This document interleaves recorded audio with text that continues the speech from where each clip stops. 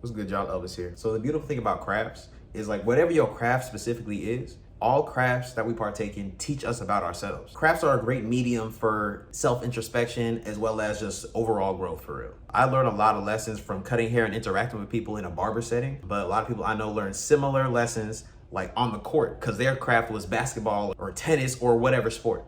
Most people equate being a hair cutter and a barber, but the subtle difference is that a barber is a hair cutter with a relationship with a client. A hair cutter is a dude that cut hair. Without the client, there is no barbering. And so over my career, being a barber has taught me so much about relationships in the context of, romantic relationships, business relationships, platonic relationships, all around just how you relate to other people. So today I'm talking about relationship lessons that I learned through barbering. Looking back, I realized the better I became as a barber, the better my relationships became. Because many barber skills are dependent on relationship building skills. And I've learned that getting or attracting clients is very similar to attracting women. Potential clients or potential love interests all have different bait that they respond to. Some clients don't care too much about the haircut. They just want to be in and out, be time efficient. Some people don't care at all about the haircut or the time. They just want to be able to connect with somebody. Or this could be a client that just wants a transactional relationship. Here's the bread for the haircut. And with women, some could be drawn in with the personality, could be money, the status, quality of life. And if she's really into fashion, she could love you for your shoes. There's no one size fits all sure method of attracting people. So whether you're trying to cast your line, put out your net, however you go about attracting clients or love interests or whatever, you got to have a multi-pronged approach. So when it came time for me to adjust how I was going about attracting clients, I decided to work on a bunch of different things. My communication skills, my actual cutting ability, my time efficiency, being more personable, leaning more into my own specific kind of charisma. The problem with focusing on one specific kind of bait is that not everybody wants that, and having just one reason why somebody's going to you as a client is too few reasons. If they're going to you for the convenience, they will only come to you when it is convenient. But when you have all these different kinds of bait, people are gonna come in for one thing, somebody else gonna come in for another, and it doesn't really matter to me specifically who comes for what because I got all of it. Whatever people need, I have it. I can provide it. Same thing with women. Well, actually, as far as those kind of relationships, it is somewhat important to me, what bait got her, because that tells you a lot about the interaction you're going to have with this person and a lot about what they value specifically. But let's say not in the context of a relationship, but just let's say when you first meeting somebody or getting to know somebody, the things that pull you in, the specific things that put them on your radar is the bait. A big thing barbering taught me is just about the perception of value. Value is subjective and people are going to choose the value for different things. Some people don't care about how I cut hair. They like hearing me talk and they like how they look after the cut. Cool. That's what they value. Some people know I can get them in and out at this specific time. That's what they value. Some women see the resources at my disposal and they see value in trying to acquire those. Some see the inherent value within myself as well as my mind, my vision, a bunch of other things, and that's what they value.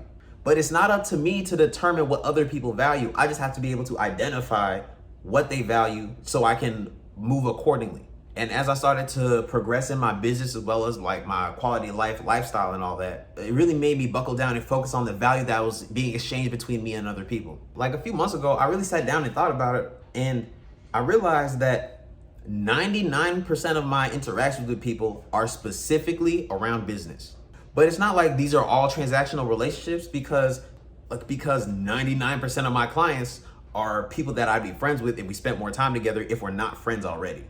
But all our interactions really revolved around the business because I wasn't hanging out with people outside of them coming to get a haircut. And it really showed me I wasn't really interacting with my friends that much for real. I wasn't making much time for them if it wasn't being paid for. I wouldn't say I'm money hungry, but I'm a little money famished, you know what I'm saying? I could always get some more. But that really created a separation within my friend group. And they're all people I consider friends and I have some level of emotional connection with all of them. But it separated them into groups of friends that add specific kind of value to my life and friends that don't. And the value doesn't have to be monetary. It could be something as simple as a perspective. They could give me positive energy. They could give me good counsel. The value doesn't have to be the most practical, but there has to be some level of value. Most of the friends I have on this hypothetical list, they're great people, they're good vibes, but their mentality isn't where my mentality is. And I don't need all my friends to think like me. I don't need a bunch of I'm plotting on world domination, CEO ass friends. But if your mentality is not in a conducive direction for me, I can't afford to spend energy with you. Because they don't provide like the range of value that I'm looking for, I have to deprioritize them in a sense. Any friends that talk down on some shit that I bring up, oh, I'm planning on doing this, I'm brainstorming this, and the first thing they talk about is, that seems hard, and why are you doing this, and blah, blah, blah, blah. That lets me know that they're not adding value to what I'm doing. They're adding resistance. And not all resistance is so bad you need to cut everybody off, because, you know, life is resistance. Things are always gonna get in your way. But why go out of your way to add a resistance on top of that? Like you're not having enough trouble already just doing what you wanna do, just off the strength. That's like trying to hit breakneck speeds on the highway with your windows down and a parachute open in the back. You gotta do way more work to go as fast or go as hard in the direction that you want to. But at the same time, I don't think of it as that much of a personal thing if mine and so-and-so's values don't necessarily align. Because we're all humans just trying to fill needs. We got a lot more in common than we like to admit. We all have the same range of emotions, but the things that trigger those or the things that stimulate those emotions are different. That's the only thing. Anybody that took advantage or did me dirty was somebody just trying to fill a need. Anytime I acted irrationally or did somebody else slightly greasy, is because I was filling a need. But at the same time, the best relationships I have in life were people filling each other's needs. But I'm talking about like a healthy, non-codependent kind of way. When it comes to my clients, they want a service, I want a payment, filling needs. But then on top of that, as humans, we all have some level of like need for connection, understanding, contribution. There's a bunch of different areas in the quality of our life that makes us feel whole in a sense. And if somebody has a need that's not being met, or let's say several needs that aren't being met, that's what's gonna be tugging them to act how they act in all of their relationships. Without getting too deep into it, I had a very specific kind of childhood that led me to have very specific kind of needs in the context of a relationship. And it wasn't until relatively recently that I really sat down and just cracked that shit open and really understood where the needs that I wasn't getting met were. And now I have way better insight into how I've been carrying myself for my entire life. But it also showed me that most of the people that I was resonating with had either the same kind of emotional wounds or scars, or let's say complementary wounds or scars. Like in the context of relationships, most of the girls I deal with have similar needs. And there's not that much else in common, different shapes and sizes, different complexions, blah, blah, blah, blah. It took a really long time for me to see that specific psychological pattern between people. But I also realized the more work that I do to heal myself, the people that I attract are more healed people, because traumatized people resonate with traumatized people. And most of the relationships that I had a strong aversion to out of nowhere, it was usually because it was reacting with the wounds that I wasn't dealing with. And retrospectively, now I'm realizing all the relationships that were good for me or conducive to my growth were ones that made me feel crazy uncomfortable, because I wasn't in a place where I was willing to deal with the shit that I had to deal with.